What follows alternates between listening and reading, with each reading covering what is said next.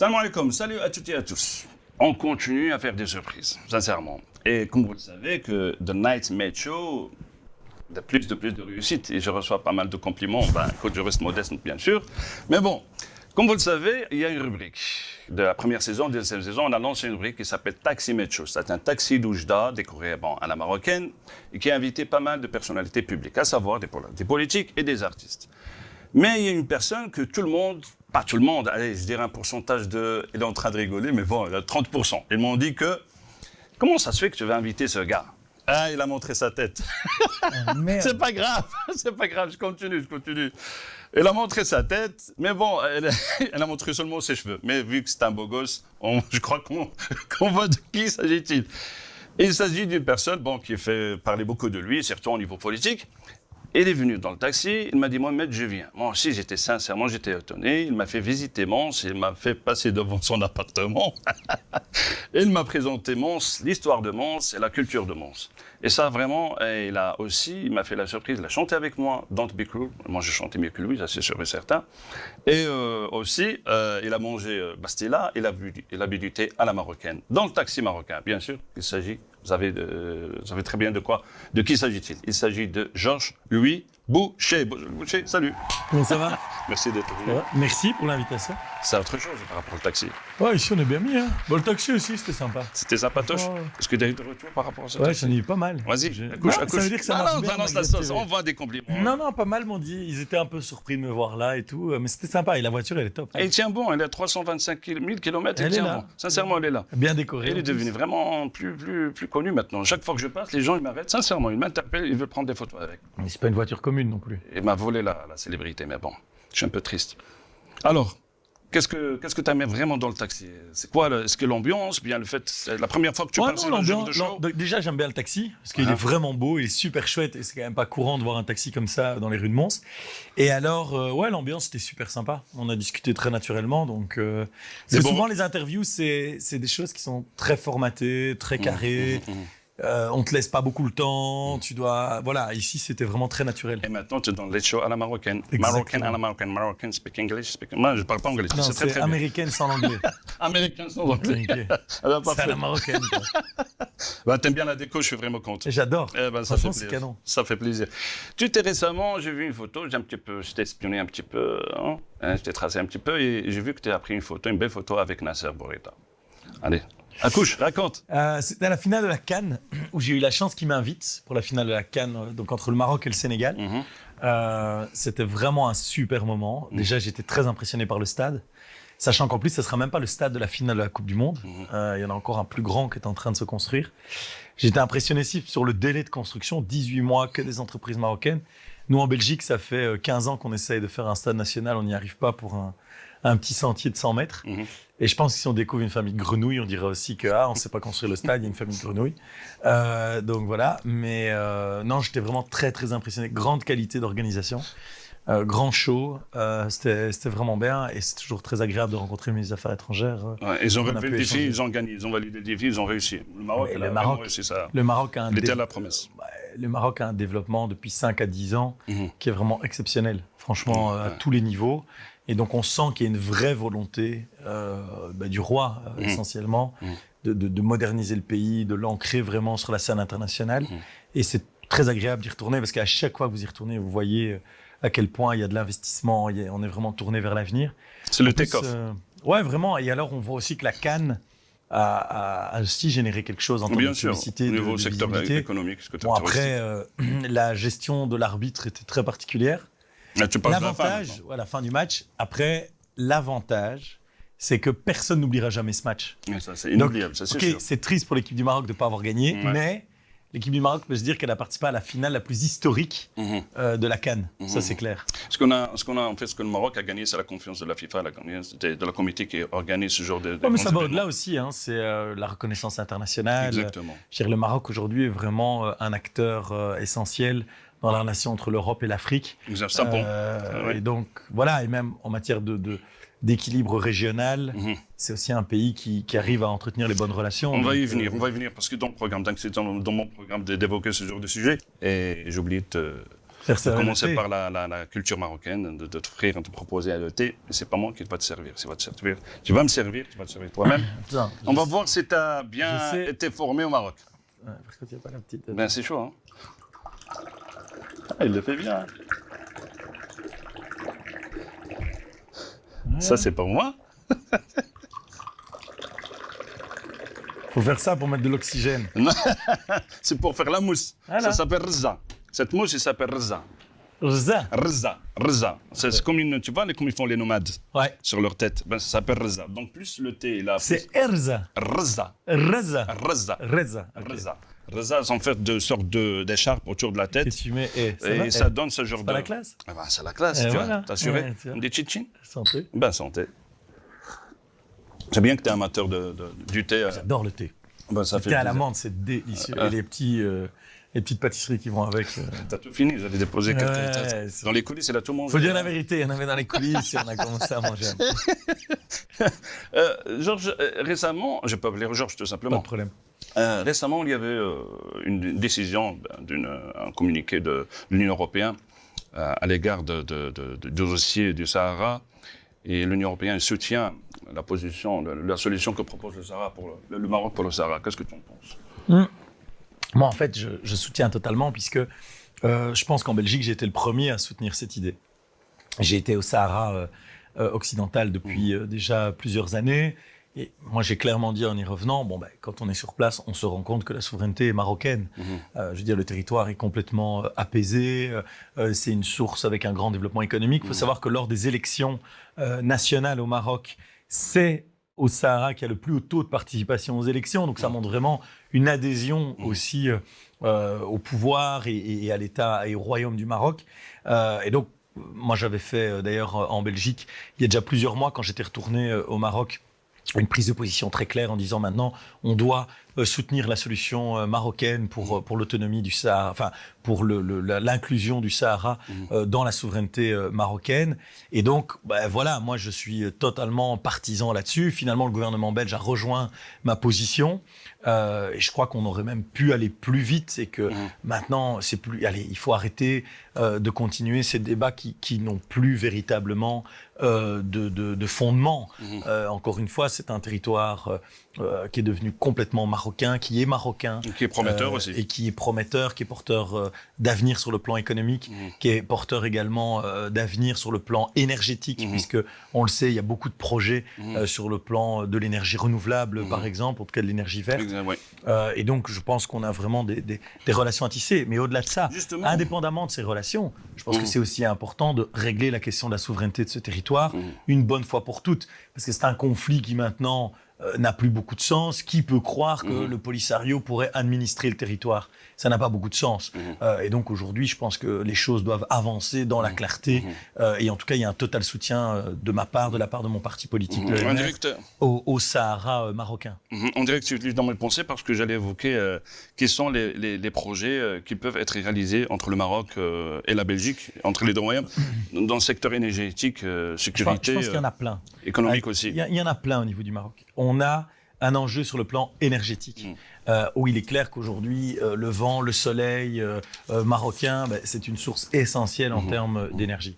Il y a des enjeux de développement économique, puisque le Maroc se développe très rapidement, donc il y a vraiment des échanges entre nos entreprises qui peuvent être faits, des marchés qui peuvent être acquis, des collaborations qui peuvent se renforcer. On a un enjeu en matière également sécuritaire. Puisqu'on partage les mêmes préoccupations de lutte contre le terrorisme, de lutte contre le radicalisme. Exactement.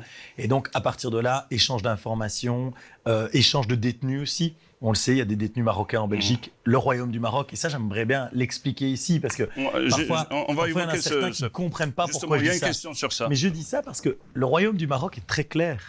Il y a près de 600 000 Marocains ici en Belgique, ou de Belgo-Marocains, mais il y en a peut-être quelques centaines, quelques milliers qui posent problème. Le Royaume du Maroc a toujours été très clair. Il faut être ferme par rapport à ceux qui ne respectent pas les règles et les sanctionner pour permettre aux autres de vivre en totale De toute façon, le Maroc, il est sévère tranquillité. à l'égard des délinquants, que ce soit au Maroc ou bien ailleurs. Et bien évidemment. Oui, Et oui. donc, sur la matière de sécurité, lutte contre le terrorisme, lutte contre le radicalisme, on a énormément de choses à faire ensemble. Et au-delà de ça, moi, je vois vraiment le Maroc comme un État ambassadeur et qui jette des ponts entre l'Europe et l'Afrique. Parce qu'à terme, je pense qu'on a vraiment intérêt à avoir un accord de libre-échange, un accord politique large entre l'Europe et l'Afrique. Et puisqu'on a déjà des relations de ce type avec le Maroc, certains accords d'échange avec le Maroc sur le plan économique, je pense qu'on doit vraiment aller un cran plus loin et permettre, parce que le Maroc joue un rôle important dans cette relation approfondie entre l'Europe et l'Afrique. On a évoqué pas mal de sujets sur le Maroc, ça fait vraiment plaisir. Et en fait, maintenant, revenons chez nous. La Belgique. Le blocage, maintenant, on est dans le 600 jours de blocage. Plus de 600 jours, je crois. Maintenant. Plus, ouais, même. Si je te demande, j'ai entendu récemment, hier, bien avant-hier, qu'il y a des échos qui disent que les négociations vont bon train. J'espère que c'est le cas. Est-ce que tu crois que c'est le cas? Objectivement, dire que ça va bon train, c'est un peu optimiste. Mais néanmoins, je pense qu'on est à un moment décisif. C'est-à-dire que soit on arrive dans les tout prochains jours à débloquer la situation, et alors, dans ce cas-là, il y a encore quelque chose d'intéressant qui est possible. Soit ça continue à s'embourber, et là, je crains vraiment une faillite de la région, dans le sens faillite en termes de gestion politique, difficulté à se financer sur les marchés, pas de capacité à apporter des politiques favorables à la population. Donc, je pense que, quoi qu'il en soit, on peut dire qu'on est dans un moment décisif. Comment va la santé dans notre budget? Comment la santé dans notre économie actuellement? Le budget, c'est compliqué partout. C'est compliqué partout. Pourquoi? Parce qu'en fait, on a un État qui dépense énormément d'argent, trop d'argent, parce qu'on a un État qui s'occupe de trop de choses. Et je sais que les gens ont parfois du mal à intégrer ça, mais le rôle de l'État, normalement, c'est de financer les écoles, financer les infrastructures comme des routes, financer la sécurité, donc tout le régalien, et financer une solidarité qui permet d'avoir un filet de sécurité. Le problème, c'est qu'aujourd'hui, on a trop de situations où les gens ne travaillent pas du côté du sud du pays. 65% de taux d'emploi, c'est 76% en Flandre. Donc si vous augmentez le nombre de gens qui travaillent, vous augmentez les recettes de l'État. Et en plus de ça, vous vous retrouvez en fait à ce qu'on dépense des choses qu'on ne devrait pas dépenser. Il y a trop de structures publiques en Belgique. On veut supprimer les provinces en Wallonie, on veut supprimer le Sénat. On a 40 000 fonctionnaires de plus sur les 5 dernières années. On a 4 fois plus de fonctionnaires que dans les années 60. Pourquoi? À cause de la régionalisation. Plein de pays, il y a un seul gouvernement. Nous, on a des gouvernements un peu partout. Et donc, on doit vraiment réduire ça, mais on doit aussi réduire une série d'interventions. Un petit peu le budget. Oui, mais on doit aussi réduire une série d'interventions publiques. Je vous donne un exemple. Est-ce que c'est le rôle de l'État de financer la rénovation de votre maison? On donne des chèques pour la culture, on donne des chèques pour le sport. Vers une énergie amie de l'environnement, pourquoi pas? Oui, mais je vais être clair, parce que l'État n'a pas l'argent de le faire. Et surtout, aujourd'hui, si on dit que l'ensemble des logements doivent être PEB-C minimum à l'horizon 2050, on n'y arrivera pas. Qu'on mette des obligations sur les nouvelles constructions, qu'on mette éventuellement des obligations quand on vend un bien ou qu'on le rénove. Ça, je peux le comprendre. Mais qu'on dise du jour au lendemain, tout le monde doit procéder à ça, objectivement, aujourd'hui, ça va être une opération qui est extrêmement difficile, pour pas dire impossible. Donc pourquoi pénaliser les gens? Vous savez, si on veut sauver la planète, il faut investir dans le nucléaire, ce qu'on a fait. Il faut faire en sorte de pouvoir travailler justement sur des nouvelles constructions, densifier ce qu'on appelle les centres-villes, donc pouvoir construire plus en hauteur, avoir moins d'étalement. Le problème de logement. Changer l'aménagement du territoire. Mais commencer à faire en sorte d'aller embêter chaque personne dans son appartement, ça commence à être lourd. Il ne faut jamais oublier un truc, l'Europe représente entre 6 à 9% des émissions de CO2 mondiales. Exactement. Oui, mais donc, de là à aller embêter le gars qui est dans son petit appartement, bien sûr que s'il peut rénover, c'est bien, parce qu'il va faire une économie sur la facture d'énergie. Mais nous, ce que on propose, c'est par exemple de baisser son précompte immobilier. De dire, rénovez vous-même, mais vous allez payer moins d'impôts. C'est beaucoup plus intéressant. Parce qu'aujourd'hui, en fait, le système de rénolution à Bruxelles, c'est les primes d'aide à la rénovation. Mais c'est un peu fou. Vous payez vos travaux et on vous rembourse 2 ans plus tard. Mais donc, ça veut dire qu'il n'y a que ceux qui peuvent déjà avancer les travaux qui vont recevoir une prime. S'ils ont déjà pu avancer les travaux, c'est que fondamentalement, ils savent normalement les payer. Donc, il vaut mieux organiser, par exemple, des prêts à taux zéro pour permettre à des gens qui n'ont pas le cash de pouvoir emprunter sans payer des intérêts. Et ça, c'est pas mal, surtout la communauté une communauté, à savoir la communauté musulmane, qui cherche à des prêts Bien sûr. à zéro intérêt. Et ça, vous avez proposé ce genre de projet? Nous, on a proposé ça. On a dit, on arrête les primes parce qu'on n'a pas l'argent. Par contre, ce qu'on peut faire, c'est des prêts à taux zéro. Donc ça va nous coûter un peu, les taux d'intérêt, mais ça responsabilise la personne. La personne se dit, ah, c'est intéressant, mais je calcule dans mon budget. Ce qui est assez logique, parce que si vous rénovez votre bâtiment prend de la valeur. Mais vous n'allez quand même pas payer une partie de votre bâtiment à l'État. Donc, il y a quelque chose qui ne va pas. Les prêts à taux zéro, c'est vraiment l'idéal. Parce que moi, je pense que les gens, ils n'attendent pas que l'État leur donne. Les gens, ils sont prêts à prendre leurs responsabilités. Mais parfois, il faut donner un petit coup de main. Un prêt à taux zéro, c'est un beau coup de main. Je pense Ça, c'était déjà une bonne nouvelle. Que, voilà, vous entendez, là, en train d'encourager ce projet pour avoir des prêts à 0%. Pour acheter sa propre maison, comme on dit, le dicton, le Belge, il a toujours un brique. Une brique dans le ventre. Aujourd'hui, vous devez savoir qu'il y a entre 60 et 70% des ménages qui sont propriétaires en Belgique. Donc il y a des différences très fortes. Et la région bruxelloise est une des régions où il y a le moins de propriétaires, malheureusement, compte tenu de la situation sociale et économique. Et la vroom, qu'est-ce qu'on fait? Électrique. Il y en a des gens qui n'ont pas le budget pour acheter la vroom électrique. Est-ce qu'on va revenir à l'époque des années 80, que les risques qu'ils ont les voitures? Moi, je vais être clair. Avoir 100% du parc automobile en électrique, c'est impossible. C'est impossible. Pourquoi? C'est impossible pour plusieurs raisons. Un, notre réseau électrique. Est-ce que tu sais qu'aujourd'hui, si toutes les voitures étaient électriques, il nous faudrait 2 réacteurs nucléaires de plus? 2 réacteurs nucléaires de plus, rien que pour les voitures. C'est pas possible. En plus de ça, le réseau électrique, donc ce qui distribue l'électricité dans les maisons et un peu partout, il n'a pas été construit pour ça. Et donc, si tout le monde avait une voiture électrique, vous n'arriveriez même pas à recharger votre voiture. C'est le problème déjà. 3, les voitures électriques aujourd'hui ont une autonomie qui ne permet pas à tout le monde de pouvoir en avoir une. Exactement. Quand tu fais tes déplacements uniquement à Bruxelles, ok, tu peux avoir une voiture électrique. Si demain, tu dois prendre ta voiture en hiver, il y a eu du gel et de la neige il y a quelques semaines.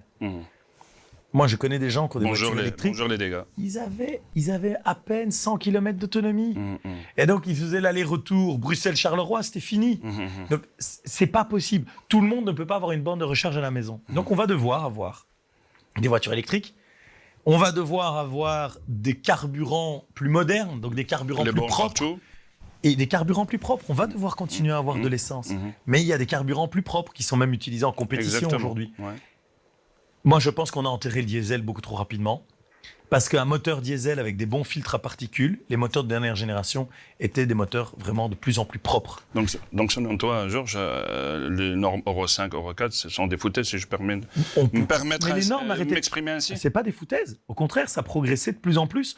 Donc si on laissait les constructeurs faire de la recherche sur les moteurs diesel, franchement, vous arriveriez à une des solutions les plus environnementales. Parce que le problème du diesel, c'est quoi? C'est pas les émissions de CO2. Parce que le diesel, justement, vous consommez parfois jusqu'à 2 fois moins. Exactement. Mais le problème, c'était ce qu'on appelle les particules fines. Mais les particules fines, on les arrête avec des filtres à particules. Et sur les moteurs de dernière génération diesel, les filtres à particules faisaient en sorte, ça paraît incroyable, mais que l'air que ce qui était rejeté des pots d'échappement était plus propre que avant de rentrer dans la combustion du moteur.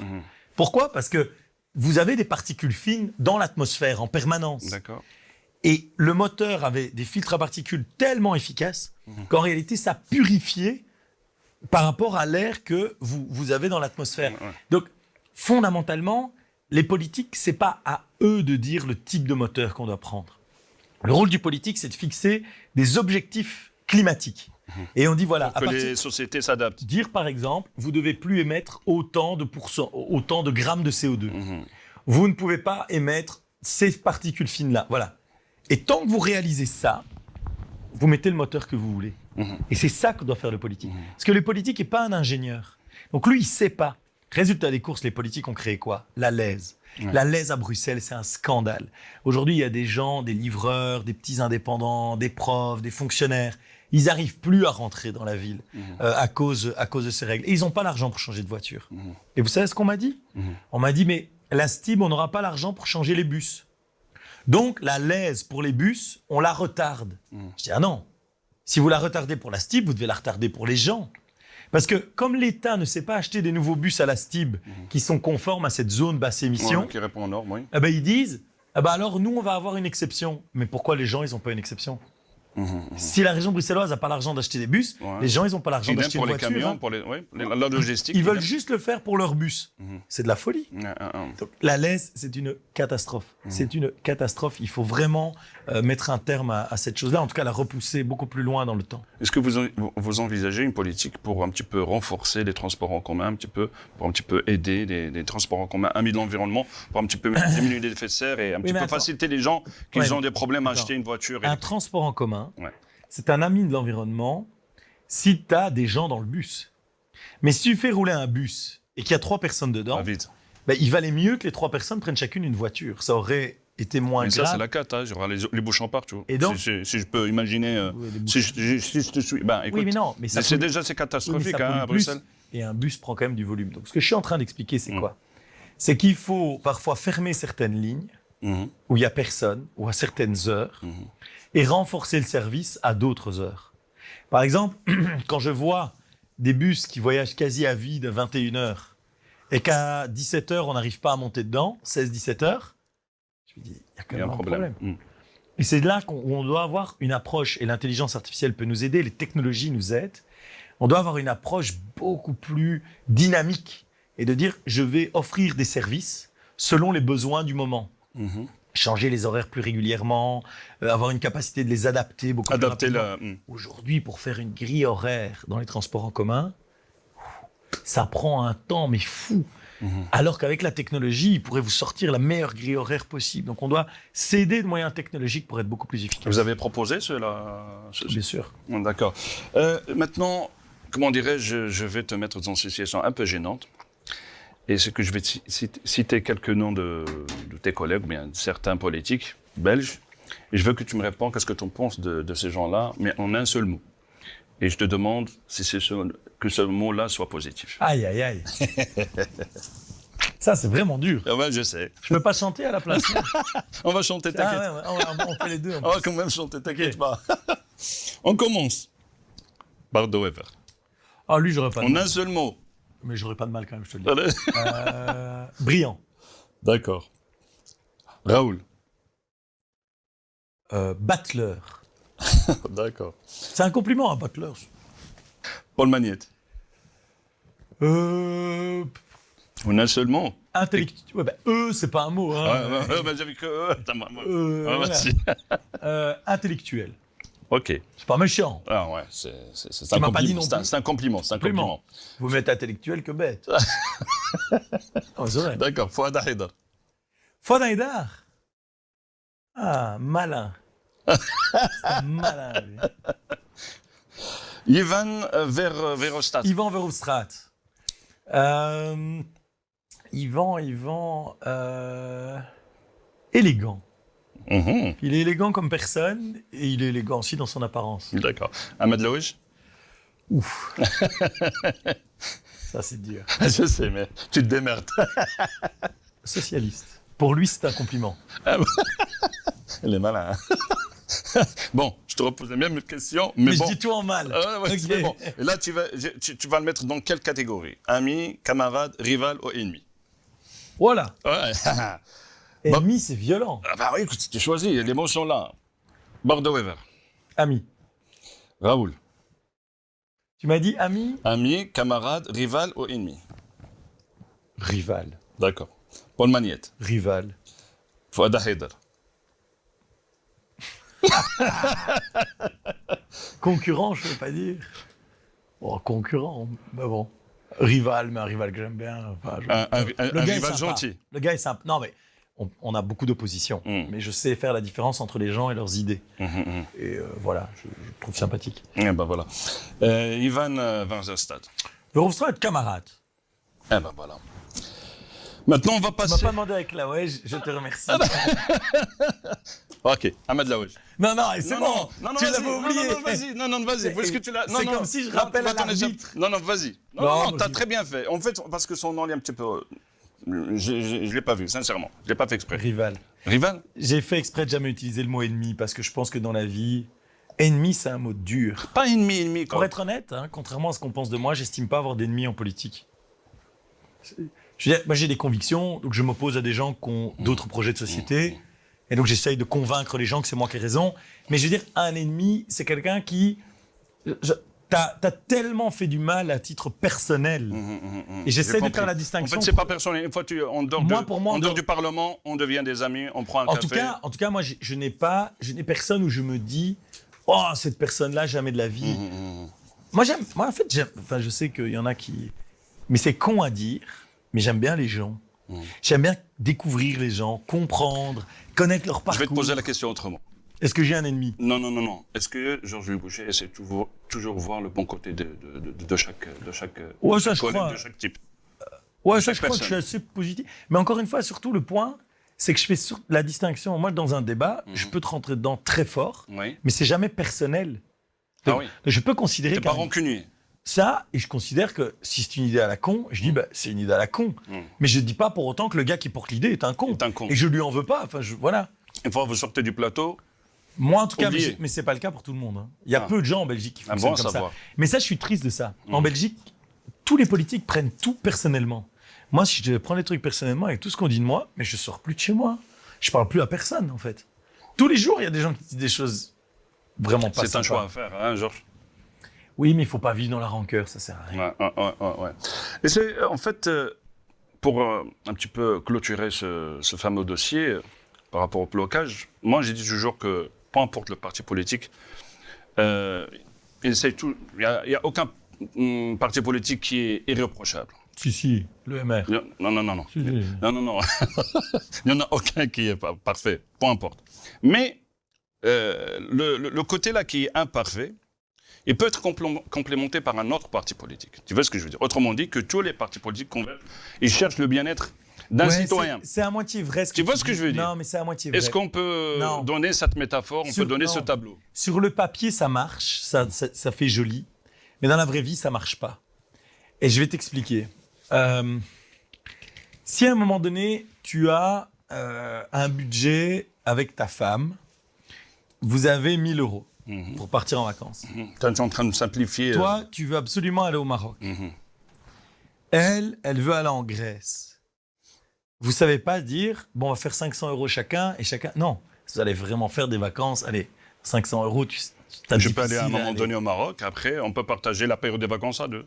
Oui, mais le problème en politique, c'est que tu dois prendre une décision à un temps T, tu vois. Et tu dois prendre des choix de société qui, d'ailleurs, ont des impacts pour le futur. Et donc, à un moment donné, vous allez devoir choisir une destination. C'est la même chose en politique. Quand tu as un budget disponible, tu dis soit je baisse les impôts, soit j'augmente les allocations sociales. Alors souvent, en Belgique, qu'est-ce qu'on fait? On fait un mauvais compromis, on divise en deux. Mais comme on divise en deux, on n'a pas assez d'argent ni pour baisser réellement les impôts, ni pour augmenter réellement les allocations sociales. C'est comme les vacances. 1 000 euros, tu peux commencer à faire des belles vacances au Maroc ou en Grèce. Tu peux déjà commencer à avoir un truc bien. Tu regardes les bonnes offres. 500 euros, si tu vas partir en couple, oublie, rien qu'avec ton billet d'avion, t'es mort. C'est un peu la même chose en politique. Sauf que, en politique, comme on prend des décisions qui sont parfois très techniques, etc., les gens se rendent pas compte. Mais vouloir dire que tout le monde a un truc positif, non. Pour une raison qui est simple. C'est que les besoins des gens, ils sont illimités. Par contre, nos ressources sont limitées. Ça veut dire qu'on a des budgets limités. Et dans les budgets limités, on doit dire à un moment donné, qu'est-ce qu'on fait? Est-ce qu'on baisse les impôts parce qu'on veut renforcer l'économie, on veut renforcer la compétitivité, on veut renforcer les travailleurs? Ou est-ce qu'on augmente les allocations sociales parce qu'on veut renforcer la solidarité, on veut faire en sorte qu'il y ait moins de précarité, etc., etc. Ça, ce sont des vrais choix de société. Et tu peux mettre le meilleur expert du monde, il ne va pas pouvoir trancher cette question. Moi, j'ai la conviction que si j'améliore l'économie, je diminue la précarité. D'autres considèrent que l'économie va assez bien et qu'il suffit de prendre de l'argent pour aller le donner à d'autres. Est-ce qu'un jour, Georges-Louis Boucher l'a dit, mon choix aujourd'hui, c'était la proposition que j'ai faite comme loi ou bien comme projet, il est un petit peu difficile. Est-ce que tu ne te remets pas en question dans certaines situations, dans certaines conditions? Tu ne te remets pas en question, tu dis, bon, c'est un peu, là, j'étais fort un petit peu. Mais tu réfléchis tout le temps à savoir si ce que tu as fait, c'était bien. Tu ne peux pas occuper une fonction comme la mienne. C'est comme ça, et c'est bon, c'est irrévocable. En général, quand je prends un choix, c'est que je l'ai beaucoup réfléchi avant. Ah, mais une longue réflexion. Ouais. Et je vais être tout à fait clair et transparent. Quand je prends une orientation, après, j'en change pas. Parce qu'au moment où je prends l'orientation, c'est que je considère que c'est le meilleur choix. D'accord. Et donc, tu peux toujours, à la fin du film, te dire « Ah, il faudrait, ah, ceci, ah, cela ». Mais à un moment dans la vie, voilà, quand tu choisis l'école de tes enfants, c'est une grande responsabilité. Exact. Mais un jour, il faut quand même aller quelque part et signer le papier pour l'inscrire quelque part, quoi. Voilà. Après, tu vas me dire, tu peux changer plusieurs années après. Oui, mais il faut... Quand on prend un choix, il faut quand même en assumer la ligne. Mais par contre, est-ce que je me pose la question tous les jours? Est-ce que je réfléchis? Est-ce que je doute? Est-ce que... Et ça, bien sûr, si tu fais pas ça alors que tu occupes ma fonction. Et donc, parfois, tu corriges aussi. Tu dis, là, je l'ai dit de façon trop brute, je dois un peu affiner. Et donc, on corrige. Tous les jours, j'essaie de corriger, de faire des aménagements. Mais toutes les personnes qui font quelque chose de leur vie, qui tiennent un magasin, ouvrier à l'usine, chauffeur à la STIP, tout le monde essaye d'améliorer. Moi, ce qui est la grande différence, c'est comme c'est très médiatisé, tout est surveillé en permanence. Donc, le rapport n'est pas le même, puisque beaucoup d'analyses, beaucoup de... Est-ce que Georges Boucher est prêt à vivre une expérience, par exemple, à vivre la vie d'un éboueur ou bien d'un... Ouais, clair. J'ai déjà fait plusieurs fois, moi je suis prêt à le faire, hein, j'adore. On peut faire ça ensemble? Sans aucun problème. Eh ben, on le fera. Non, sans aucun problème. Moi, ça m'intéresse. En plus, il faut savoir un truc, c'est que je suis curieux de tout. J'adore découvrir des trucs. Comme ça, chaque ouvrier vous raconte ses propres soucis, son vécu, son quotidien. Mais comme j'adore. ça, plus ou moins, je crois que vous aurez plus de... Je crois que lorsque vous prenez des décisions dans le futur, je crois que vous avez certains déclics et sur lesquels vous pouvez vous baser. Franchement, c'est pas pour dire... Tu vois ce que je veux dire? Ouais, mais il faut pas croire non plus qu'on est complètement ignorant. Je vois bien. Non, j'ai pas dit ça. Non, mais je veux dire, la vie des gens... Nous aussi, on a une famille. Moi, dans ma famille, j'ai des demandeurs d'emploi. Il y a des personnes qui travaillent à l'usine. Il y en a qui sont cadres. Il y a des indépendants. J'ai de tout dans mon entourage. Je vois un peu la vie. Mais il faut comprendre aussi que nous, on doit prendre des décisions qu'on appelle macro.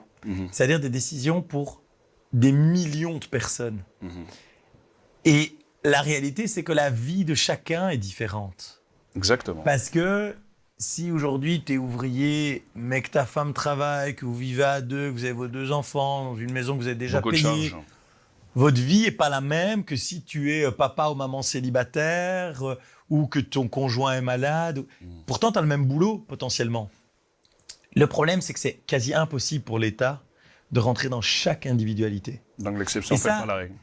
Et ça, il faut avoir l'honnêteté de reconnaître qu'on essaye de penser à beaucoup de mécanismes, mais qu'il y a une part dans la vie, et je sais qu'en général, on n'aime pas entendre, mais il y a une part dans la vie, déjà, il y a une part qui relève de ta responsabilité, pas dans le cas d'avoir un proche malade, mais parfois, tu fais des choix de vie qui ne sont pas les bons non plus.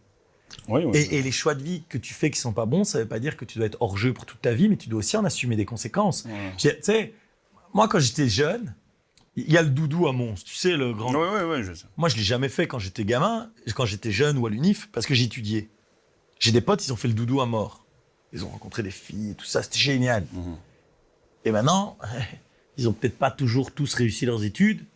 Et donc, ils me disent, ouais, mais toi, tu as vu ta situation. Ok, gars, mais à un moment, la vie, c'est des choix. Et moi, je suis jamais parti en vacances quand j'étais gamin. Donc, je sais pas eu que j'ai une vie. Peut-être qu'ils ont certaines circonstances qui les ont empêchés de faire des études aussi. Non, mais bien sûr. Donc, il y a des gens, parfois, c'est la fatalité, c'est ce que j'allais dire. Donc, il y a votre responsabilité et parfois, il y a aussi les circonstances de la vie. Mais la question de la responsabilité personnelle, dans toute une série de cas, ça existe aussi. Et moi, ce que je trouve un peu bizarre dans cette société, c'est qu'on ne veut jamais, on veut de moins en moins admettre qu'on a aussi une part de responsabilité dans ses choix. Que les choses ne tombent pas comme ça. Moi, j'ai eu plus d'échecs que de succès. Et j'ai eu de la chance à d'autres moments que d'autres n'ont pas.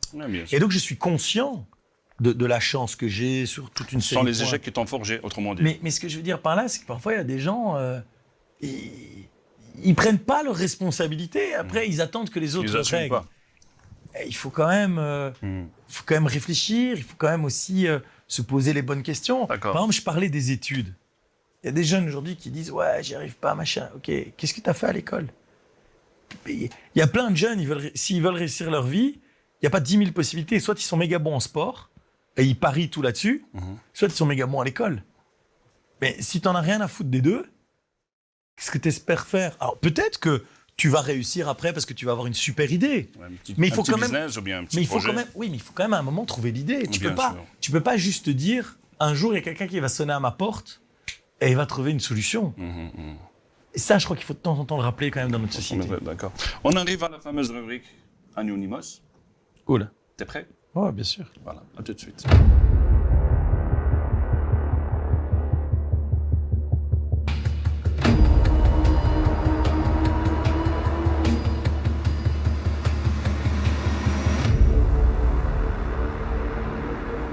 Voilà, nous y voilà, Anonymous. Bon, t'es prêt à encaisser, à répondre en toute franchise? Ça va, tu sais. Sans rancune? Sans recul. Sans rancune. C'est parti. Bon, sur le TikTok, tu es fort présent sur les réseaux sociaux, bien entendu, Georges. Et sur TikTok, pour le premier sujet, c'est le laxisme. C'est par rapport au laxisme. Une vidéo sur laquelle tu parles sur le laxisme. Il y a un certain Suscita, je ne sais pas, bon, c'est un faux profil, en fait, sur TikTok, qui dit... Un Anonymous. Anonymous, exactement. Qui dit, franchement, retourner en arrière, c'est une erreur. Peut-être mettre des limites progressivement, c'est plus intelligent. C'était sur la question des renvois des détenus. Exactement. Sur le laxisme, par rapport au laxisme, j'ai trouvé ce Mais commentaire. quoi revenir en arrière, enfin, Ça veut dire, moi j'ai compris, c'est pour ça que je dis, est-ce que tu te rappelles bien de cette vidéo? Je me souviens bien de la vidéo. Voilà. Donc en fait, ce que j'ai bien compris, ce que moi j'ai compris, ce qu'il dit, par exemple, il fallait d'abord revenir en arrière. Ça veut dire que c'est pas la peine de les renvoyer chez eux, il fallait retenir ici, si j'ai bien compris, et faire une certaine formation, les aider à s'intégrer ou purger leur peine ici. Il faut être sérieux. Faut être sérieux. Aujourd'hui, on a 43% de nos détenus qui ne sont pas belges. 43%. 43, c'est énorme. La moyenne européenne est à un peu plus de 20%. Ouais. Moyenne européenne. D'accord. 43 chez nous, le double. D'accord. Ça nous coûte 240 millions d'euros chaque année. Quand quelqu'un est venu en Belgique pour construire le pays, pour s'intégrer, il faut bien l'accueillir. Il faut même mieux l'accueillir qu'aujourd'hui. Mais quand quelqu'un est venu en Belgique pour commettre des actes de délinquance, il faut le renvoyer. C'est aussi simple que ça. Il n'y a pas de match à avoir par rapport à ça. Que chaque pays prenne en charge ses délinquants et tout ira bien. Mais allez, moi, j'accepte pas de payer de l'impôt pour payer des cellules à des gens qui sont venus dans le pays, dont une bonne partie d'entre eux sont des sans-papiers, des personnes en situation illégale, et qui ont commis des actes de délinquance. Ça n'a strictement aucun sens de continuer comme ça. Justement, en fait, ta réponse fait un lien à ce commentaire aussi, un certain Insunta. Il dit, juste une question, qu'en est-il des étrangers qui sont devenus belges? Si vous avez la nationalité belge, vous êtes un citoyen à part entière. Et donc, dans ce cas-là, vous répondez là, aux on mêmes tombe sur la règles déchéance de la nationalité. Certains peuvent être en déchéance de nationalité pour les cas les plus graves. Vous êtes avocat, vous pouvez me dire, les avocats de formation, oui, je suis avocat. Vous avez même exercé le métier. Est-ce que vous pouvez me donner certains crimes qui peuvent le terrorisme. conduire... Terrorisme, c'est le plus évident. Vous avez commis un acte de terrorisme en Belgique, vous êtes belge avec une autre nationalité, je ne vais pas la citer parce qu'à chaque fois ça fait une polémique. Dans ce cas-là, on peut vous retirer votre nationalité belge parce que vous avez porté atteinte aux intérêts nationaux, vous avez porté atteinte à des vies humaines dans le territoire. Ça fait partie des cas les plus graves. Et ceux qui sont nés ici, sont belges. Quelqu'un qui est né ici et qui est de nationalité. Mais il a quand même une double nationalité. S'il a une double nationalité, mais qu'il ne l'a pas acquis, mais qu'on le laisse avec sa nationalité de départ, il peut également y avoir une déchéance. En fait, il y a une règle majeure sur la déchéance de nationalité, c'est qu'on ne peut pas laisser quelqu'un comme apatride, c'est-à-dire sans nationalité. Mais si quelqu'un a une autre nationalité, on peut effectivement le déchoir de la nationalité belge. Donc, pour la vidéo 2, je te laisse la regarder. Des gens qui sont réellement malades continueront à être soignés, à être soutenus, à être accompagnés. Il n'y a pas de risque avec ça. Mais dans notre pays, il y a deux catégories sur lesquelles on veut travailler. Un, les faux malades. Et on a beaucoup de faux malades. Alors non, je vais juste vous donner un chiffre. Mais on ne fait pas dire ce qu'on veut. Vous avez pris tout à l'heure les chiffres de l'évasion fiscale. Donc ce chiffre-là, je pourrais aussi vous dire, les chiffres, on fait dire ce qu'on veut. Non, j'ai pris votre chiffre, je l'ai accepté, j'ai essayé de donner une explication. Ici, mes chiffres, vous pouvez les vérifier. Vous pouvez aller sur Google. À chaque fois, moi je dis aux gens, prenez votre téléphone. On a aujourd'hui en Belgique près de 6% de la population active qui est en arrêt de longue durée. C'est colossal. C'est colossal. C'est 2 à 3 points de plus que la moyenne européenne. Donc, à un moment donné, pourquoi on est plus malade en Belgique? On est le pays en Europe avec le plus de malades de longue durée. Tapez sur Google, vous verrez même des articles de la RTBF qui le disent. Donc, la RTBF, on ne peut pas dire que c'est le centre d'études du mouvement réformateur. Bon. Donc, on est le pays en Europe avec le plus de malades. Expliquez-moi pourquoi. Parce qu'on a un des droits sociaux, le droit social, qui est parmi les plus protecteurs d'Europe. Mais la vérité, c'est que notre droit social, il est tellement lourd que pour le contourner, une série d'employeurs et une série de travailleurs ont considéré que se mettre en maladie avec la complicité des médecins était beaucoup plus confortable que d'assumer les conséquences du droit du travail. Je m'explique. Vous êtes un travailleur, vous n'êtes pas bien dans votre boulot. Si vous démissionnez, vous perdez votre préavis et vous perdez votre allocation de chômage. Par contre, vous voyez un médecin là-bas qui distribue des certificats médicaux. Soi-disant, c'est pas vrai. Là aussi, la RTBF, décidément, a fait un reportage en caméra cachée chez un médecin où il suffisait d'aller et il distribuait des certificats à la chaîne. Vous n'avez jamais eu un docteur qui vous posait la question, vous n'êtes pas bien, vous voulez combien de jours? Jamais. Ben alors, c'est intéressant. Moi, j'en connais. Vous ne connaissez personne, mais personne dans votre entourage qui a un jour dit, je vais chercher un billet de malade. Moi, c'est bizarre, je rencontre plein de patrons qui me disent, ah ben j'ai fait une remarque à mon travailleur, il m'a dit, si tu continues à m'emmerder, je prends un billet de malade. C'est bizarre, parce que normalement, on est malade quand on est vraiment malade. Je vous donne un autre exemple. Avec le cumul des congés de maladie. Parce que ça nous paraît naturel. Et on n'a pas remis ça en cause. Mais on va juste réfléchir entre nous. Le pot où on cumule les jours de maladie qu'on n'a pas pris. Et comme par hasard, à la fin de la carrière, on a quasi 1 an, voire un peu plus d'1 an. Et on les prend. Et on dit, c'est mon droit. Mais non, pas dans tous les secteurs. Mais je ne veux pas viser de secteur parce que je ne veux pas soulever une bronca. Mais tout le monde sait de quoi je parle. Les rires en attestent. Mais les jours de maladie, c'est fait quand on est malade. Expliquez-moi comment ces gens font pour trouver un médecin qui les couvre pendant 1 an alors qu'ils ne sont pas malades. Mais juste pour consommer le pot de maladie. Alors, bien sûr que c'est comme ça qu'on arrive. On va vous donner la parole, monsieur, vous inquiétez pas. Expliquez-moi comment c'est possible. Aujourd'hui, il y a une trop grande complaisance. Et même chose dans le chef de certains patrons, il faut être honnête. Il y a des patrons qui, comme ils veulent pas virer leurs travailleurs parce qu'ils vont devoir lui payer une indemnité, et parfois il y a des préavis qui sont hyper longs, sans se le dire, ça arrange tout le monde que la personne tombe en maladie. Donc aujourd'hui, il faut responsabiliser tous les acteurs. Il faut responsabiliser les médecins. Je suis désolé de le dire, et je sais qu'il y a beaucoup de médecins qui votent pour le MR. Tous les médecins ne sont pas à mettre dans le même sac, mais parmi eux, il y en a qui abusent du système. Et l'ordre des médecins n'est pas assez sévère. Et donc, on va devoir mettre sur pied, et c'est ce qui a été prévu, des systèmes informatiques pour mieux identifier les médecins qui délivrent trop de certificats ou des durées anormales de certificats. 2, il faut responsabiliser les mutuelles. Parce qu'on ne peut pas dire que les mutuelles soient les plus actives pour ramener les gens au travail. Moi, j'ai des gens qui viennent me voir et qui me disent « je veux retravailler » et on m'en empêche. C'est aussi une réalité. Il faut savoir que chaque fois qu'il y a un malade en plus, la mutuelle touche en plus de l'État pour prendre en charge le malade. Donc, il y a un système qui est assez vicieux. Il faut plutôt créer des incitants pour qu'à chaque fois qu'ils remettent quelqu'un au travail, ils touchent une prime pour qu'il y ait des trajets de remise au travail. Il faut responsabiliser certaines entreprises, mais pour ça, il faut aussi travailler sur le droit du travail. Quand vous avez parfois des préavis qui prennent plusieurs années, c'est clair que ça devient impossible pour une PME à gérer ça. Donc, on a réformé le droit du travail pour faire en sorte qu'il soit plus gérable, en particulier pour des PME qui aujourd'hui sont vraiment le moteur de la création d'emplois dans notre pays. Et il faut responsabiliser les travailleurs, parce qu'un travailleur qui utilise un faux certificat médical, comme le médecin d'ailleurs, il n'a pas de sanction. Or, je rappelle qu'un faux certificat médical, en droit pénal, c'est un faux, et celui qui l'utilise fait un usage de faux. Et un faux qui est délivré par un médecin, c'est grave, parce que c'est un faux qui est fait par un détenteur d'une autorité. En l'occurrence, il est le seul à pouvoir délivrer un arrêt de maladie. Donc, il faut bien se rendre compte de la gravité du système.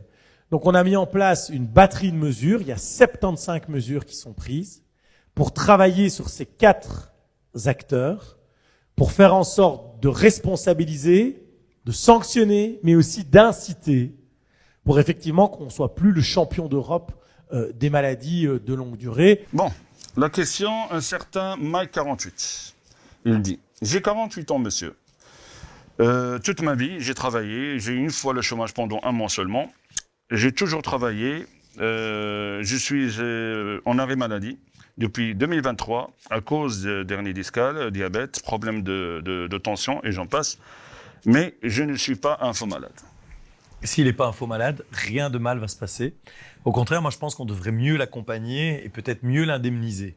Parce qu'aujourd'hui, quelqu'un qui travaille et qui tombe en maladie, il se retrouve assez rapidement avec 60% de son salaire. Et donc c'est très peu pour des gens qui, par exemple, ont des crédits pour la maison, des choses de ce type-là.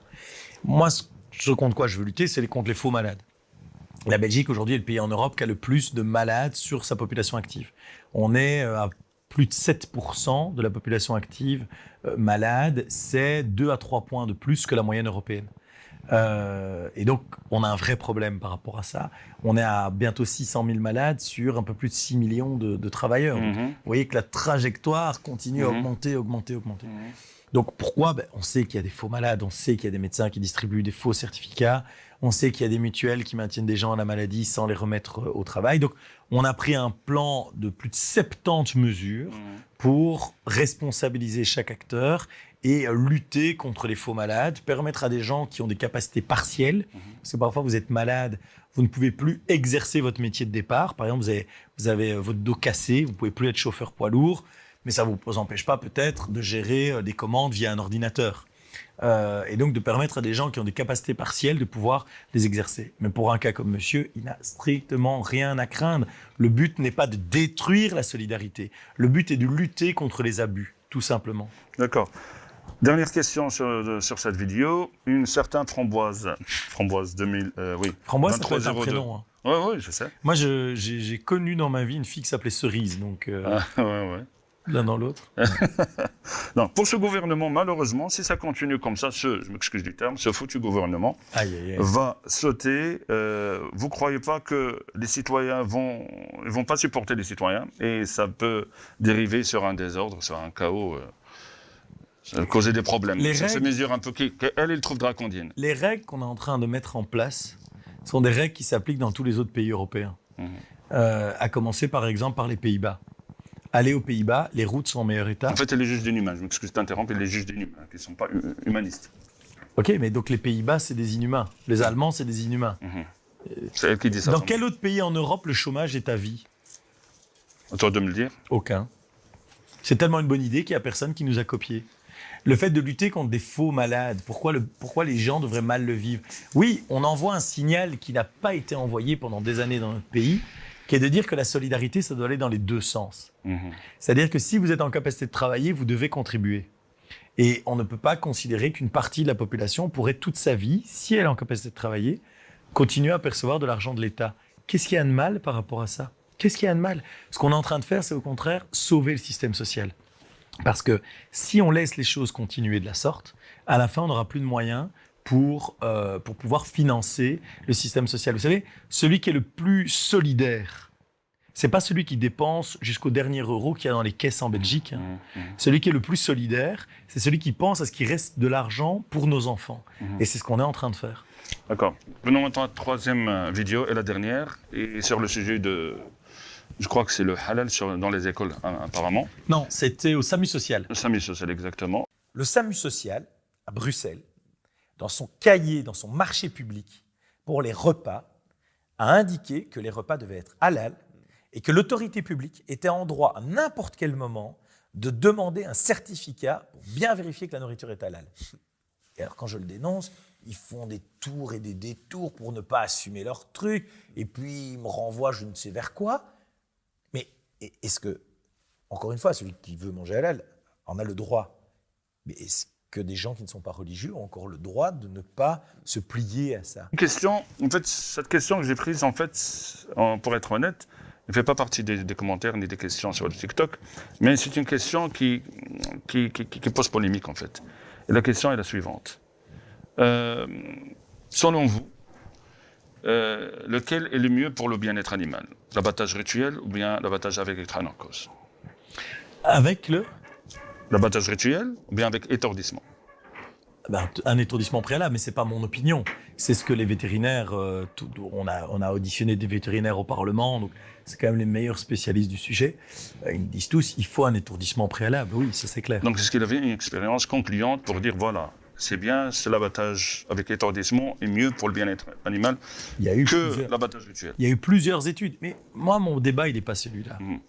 Parce qu'il y a pas mal de familles, pas mal de business qui sont en jeu à cause de ce sujet. Oui, je sais, mais bon, mais bon, je ne vais pas faire de mauvaises comparaisons, mais il y a pas mal de business en jeu dans la communauté musulmane et la communauté juive. Mais bon, moi, mon point, il n'est pas là. Ouais. On a voté à l'unanimité en Wallonie la fin de l'abattage rituel. Pourquoi les mêmes partis politiques ne votent pas dans le même sens à Bruxelles? Alors, il faut changer la règle en Wallonie. Moi, ce que je dénonce, c'est l'hypocrisie. C'est qu'en fait, on est dans un pays où c'est pas la religion qui doit décider, ni la religion catholique, ni la religion catholique. On a fait le mariage homosexuel, par exemple, l'adoption par les homosexuels. On ne peut pas dire que c'est quelque chose qui est porté par l'Église catholique. Vous vous souvenez quand le pape, le précédent pape était venu en Belgique, ça avait fait polémique sur l'avortement, par exemple, la loi sur l'avortement. Donc, on a adopté des lois contre la religion, contre l'avis de la religion catholique. Et pourquoi on ne pourrait pas le faire contre l'avis, je ne dis pas contre une religion, mais contre l'avis de cette religion, contre l'opinion de cette religion, quand il s'agit de l'islam ou de la religion juive? Il n'y a pas de raison.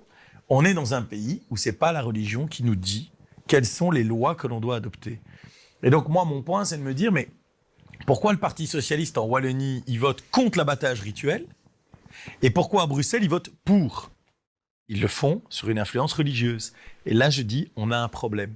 C'est là où on a un problème. Donc si maintenant, on nous explique que le bien-être animal, etc., ok, mais il faut le voir d'une autre manière, alors la règle doit être la même partout. Mais moi, ce que je déteste, c'est l'hypocrisie. C'est des gens qui, à Bruxelles, disent quelque chose parce qu'ils savent qu'il y a une plus grande communauté musulmane à Bruxelles qu'en Wallonie. On va arrêter de se raconter des histoires. Ils ne le font pas pour les Juifs. Ils le font pas pour les Juifs. Ils le font essentiellement pour la communauté musulmane parce qu'une série de partis réduisent les musulmans à leur religion ou à leur culture. Alors que moi, je considère qu'un citoyen qui est musulman, juif ou catholique, pour moi, c'est la même chose.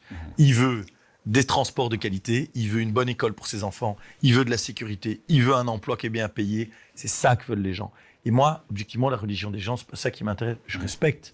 J'adore découvrir les cultures, j'adore. Mais je ne réduis pas quelqu'un à sa religion ou à son origine ou à sa culture. Et c'est ça qui me dérange ici. C'est qu'on a des partis qui font un peu de l'hypocrisie. De toute façon, pour être tout à fait transparent avec vous, il y a l'abattoir d'Anderlecht. Ouais, j'ai dit vous parce que je parle au public, mais je t'ai tutoyé. Pour revenir sur l'abattage rituel, on a un abattoir à Anderlecht qui procède à ça, mais qui va fermer en 2028 puisqu'il n'a plus de permis d'environnement. La question suivante, comment tu vois l'avenir de l'abattage rituel en Belgique? Je pense qu'à partir du moment où cet abattoir va fermer, on va devoir... Alors, chercher le cachet ailleurs.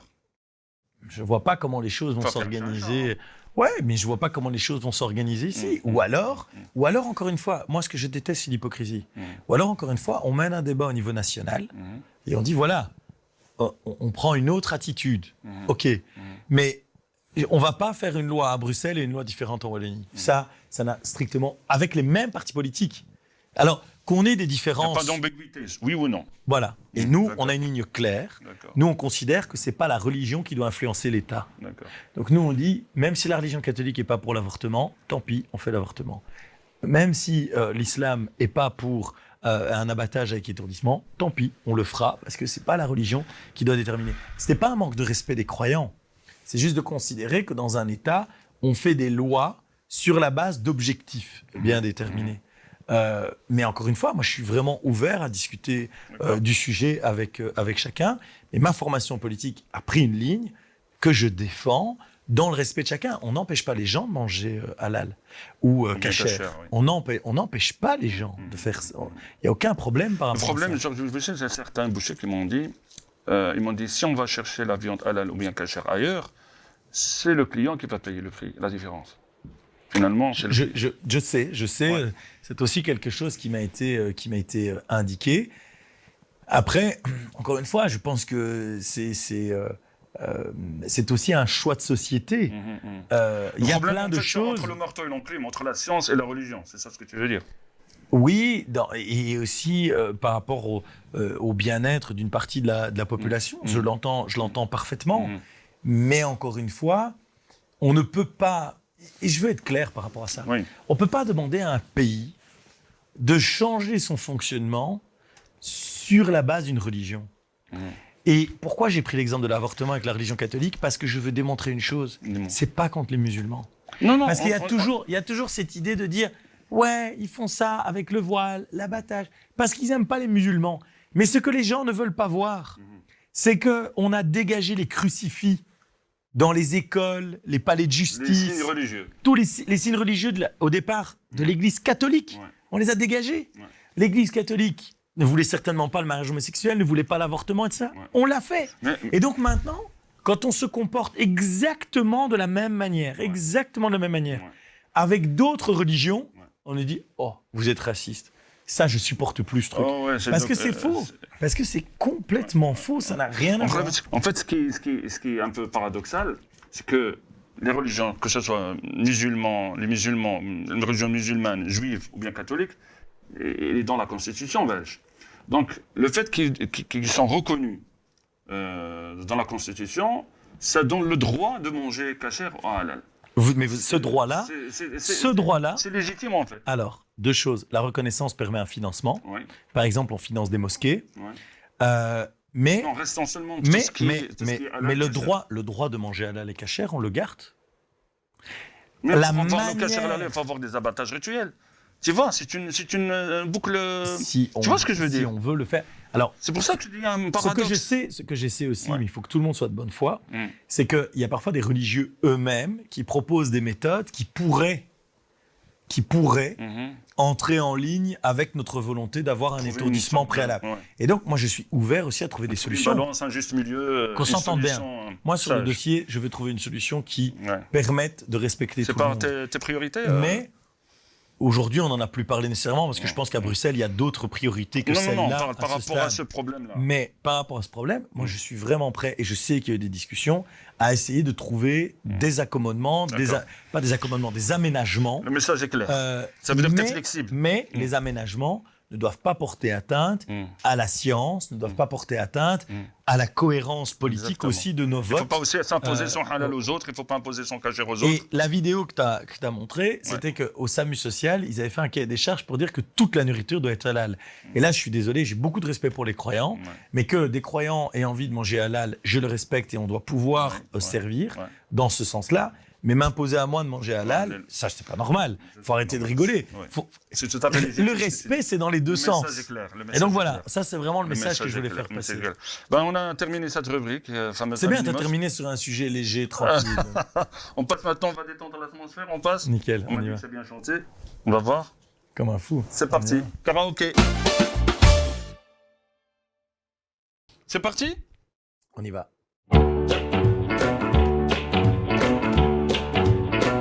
You know I can be found sitting home alone. If you can't come around, at least please tell the phone. Don't be cruel, too hard, that's true. Baby, if I made you mad for something I may have said, please forget my past. The future looks bright. Don't be cruel, too hard, that's true. I don't want no other love, baby, it's just you I'm thinking of. Don't stop thinking of me, don't make me feel this way. Come on over here and love me, you know what I want you to say. Don't be cruel, too hard, that's true.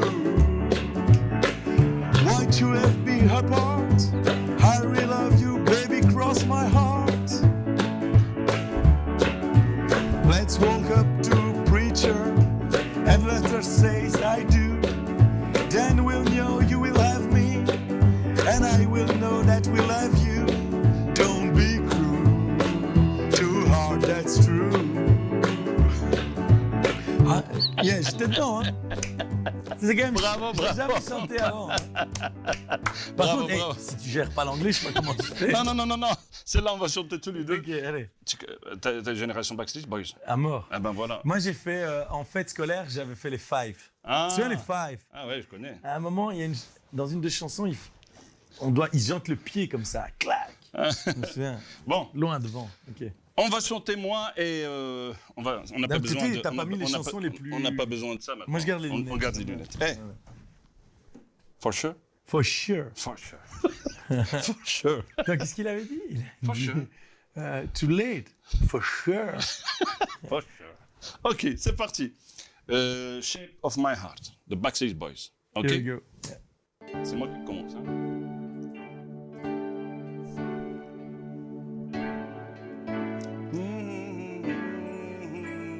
Yeah, yeah. Baby, please try to forgive Ne me. regarde pas quand il dit ça. Stay here, don't put out the blood. Hold me now, the border. If you really mean it's me, we make it. You can save me from the man that I've become. Oh yeah, ouais toi. Look back on the thing I've done. I was trying to be someone. I played my part. Keep your in the dark. No, let me show the shape of my heart. Attends. Sadness is beautiful. Loneliness is tragical. So help me, I can't win this war. Oh no. Touch me now, no more. If everything makes me weaker, you can save me from the man I've become. Oh yeah. Allez, vas-y. Looking back on the thing I've done, I was trying to be someone. I played my part. Keep your head down. Now let me show you the shape of my heart. Et toi, c'est la version pakistanaise. Et toi? Mais non, excuse-moi, je sais pas. Moi, je sais pas chanter. Ils sont justes, tu vois. Mais toi, putain, t'es un petit peu anglais à la Macron. Non, à la marocaine. C'est- C'est pour ça ce qui est bien lorsque t'es marocain, tu dis Where are you from? Comme on a dit Galma, tu dis I'm Moroccan, really? Ah. Bah merci. Bah, avec plaisir. C'était En Georges fait, j'avais Bush. pas Dis-moi, la chanson dis-moi. des Backstreet Boys, j'ai pas le souvenir de cette chanson. Moi, j'adore les Backstreet Boys parce que Mais je vais me la c'est mes repasser, parce que j'avais souvenirs. pas le souvenir. Ben écoute, la prochaine fois, entraîne-toi, on va voir si tu vas bien la chanter. Mais toi, c'était quand même de l'anglais de Tanger, comme ça, tu Ah, vois. non, non, moi, l'anglais. Tanger du Sud. Non, au Maroc, deuxième langue, c'est l'anglais. Ah, c'est le français. Donc, on a Ouais, l'anglais, c'est- maintenant, l'anglais. c'est 12 Mais je te langues, promets, je promets les téléspectateurs que je vais assurer l'année prochaine. C'est bon? Ok, Merci, Georges. À bientôt. C'était Georges Boucher, les gars. Merci beaucoup.